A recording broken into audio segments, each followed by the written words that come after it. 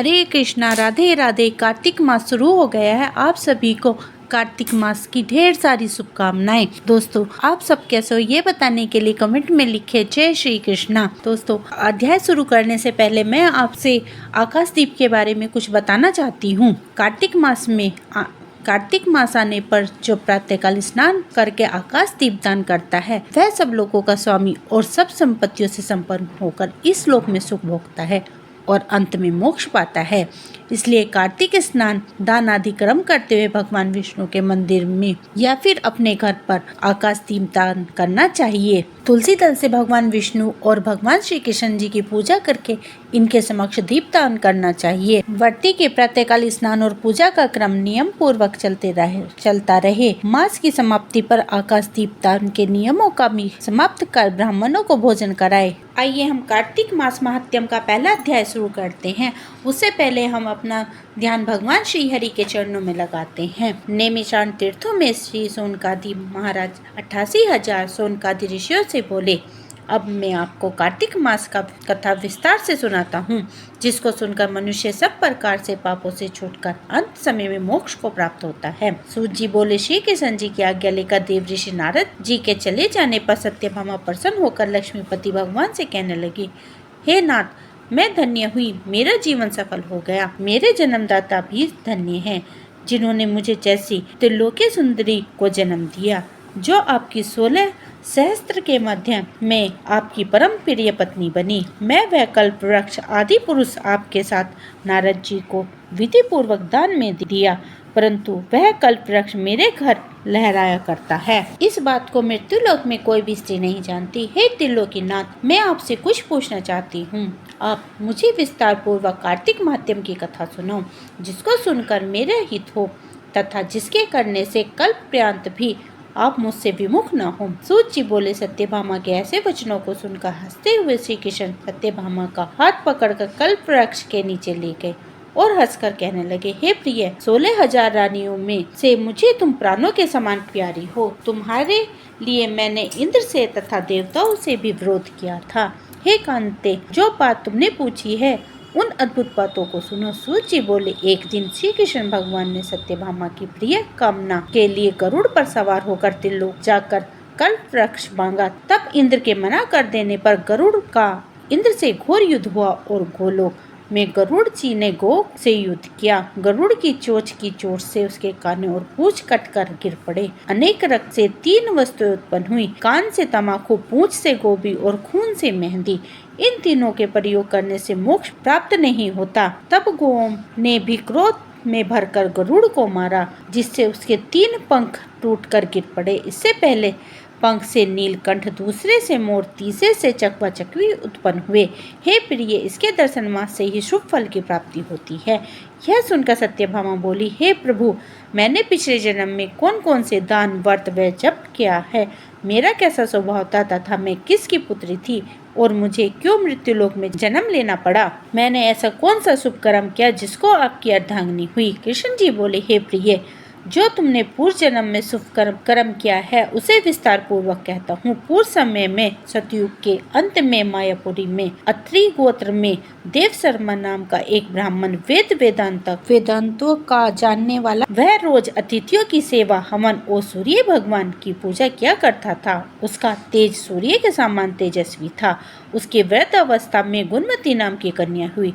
उसका विवाह उस पुत्रहीन ब्राह्मण ने चंद्र नाम के अपने शिष्य के साथ कर दिया। वह चंद्र को अपने पुत्र के समान मानता तथा चंद्र भी उसे पिता के समान सम्मान देता था। एक दिन वे दोनों कुशा और समाधि लेने के लिए वन में गए।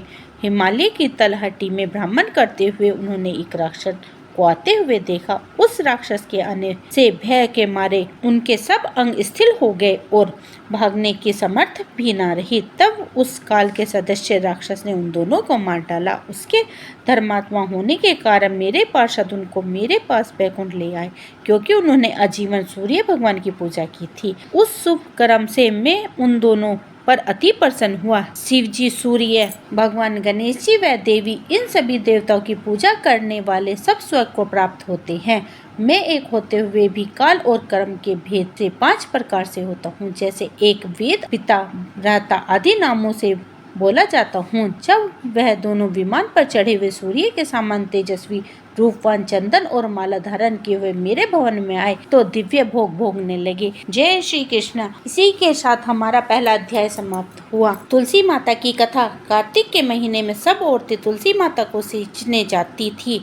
सब औरतें तो सींच के अपने घर आ जाती, पर एक बुढ़िया माई तुलसी माता से रोज कहती, तुलसी माता सत की दाता, मैं बिरला सींचू तेरा, मुझे बहू दे, पीताम्बर की धोती दे, मीठा मीठा ग्रास दे, बैकुंठ का वास दे, अच्छी मोत दे, चंदन का काठ दे, अच्छा राज दे, खाने को दाल भात दे, 11 एकादशी के दिन श्री कृष्ण जी का कंधा दे। इतनी बात सुनकर तुलसी माता सूखने लगी। तुलसी माता के सूखते हुए देखा भगवान श्री कृष्ण ने पूछा, तुम्हारे पास तो इतनी औरतें आती हैं, तुम्हें जिमावे गावे तो तुम कैसे सूखने लगी? तुलसी माता ने कहा, एक बुढ़िया माई आती है, रोजाना इतनी बात कहकर जाती है, मैं और तो सब कुछ दे दूंगी, पर आपका कंधा कहाँ से दूंगी? थोड़े दिन बाद बुढ़िया माई मर गई। सब उसे उठाने लगे, पर वह इतनी भारी हो गई कि किसी से न उठ पाई। सब कहने लगे, पाप की माला फेरती थी जिससे इतनी भारी हो गई है। भगवान श्री कृष्ण बूढ़े ब्राह्मण का रूप धारण करके आए। सबने पूछने लगे, इतनी भीड़ क्यों इकट्ठा हो रही है? सब बोले, एक बुढ़िया मर गई, पापिन थी इसलिए किसी से भी नहीं उठती। भगवान कृष्ण बोले, बुढ़िया माई के कान में मुझे एक बात कहने दो तो यह उठ जाएगी। सब कहने लगे, तुम भी मन की निकाल लो। भगवान कृष्ण ने जाकर कान में कहा, बुढ़िया माई तू बिरला सींचे, मेरा पीताम्बर की धोती ले, मीठा मीठा ग्रास ले, बैकुंठ का वास ले, चंदन का काठ ले, अच्छा राज ले, खाने को दाल भात ले, कृष्ण का कंधा ले। इतना सुनते ही बुढ़िया माई हल्की हो गई। भगवान श्री कृष्ण से अपने कंधे पर ले गए और उसकी मुक्ति हो गई। हे तुलसी माता, जैसे उसकी मुक्ति कराई वैसी हमारी भी कराना, जैसे उसको कंधा दिलाए वैसे हमें भी दिलाना। तुलसी जी की आरती। जय तुलसी माता मैया, जय तुलसी माता, सबकी सुखदाता, सबकी वर माता। जय तुलसी माता, सब योगों के ऊपर, सब रोगों के ऊपर, रुझ से रक्षा करके सबकी बहुत्राता। मैया जय तुलसी माता, बटुपुत्री है श्यामा, सुरवल्ली है गयाम, विष्णु प्रिय जो सेवे सो नर तर जाता। मैया जय तुलसी माता, हरि के शीश विराजत, त्रिभुवन से हो वंदित, पतित जनों की तरनी तुम ही हो विख्याता। मैया जय तुलसी माता, लेकर जन्म विरज में आई, दिव्य भवन में मानव लोक तुम्ही से सुख संपत्ति पात। मैया जय तुलसी माता, हरि को तुम अति प्यारी, श्याम वर्ण सुकुमारी, प्रेम अजब श्री हरि का तुमसे कैसा नाता। मैया जय तुलसी माता। जय तुलसी माता की। कार्तिक मास का पहला अध्याय संपूर्ण हुआ। दोस्तों, कल मैं मिलती हूँ आपसे दूसरे अध्याय के साथ। तब तक के लिए हरे कृष्णा, राधे राधे। पूरा वीडियो देखने के लिए धन्यवाद।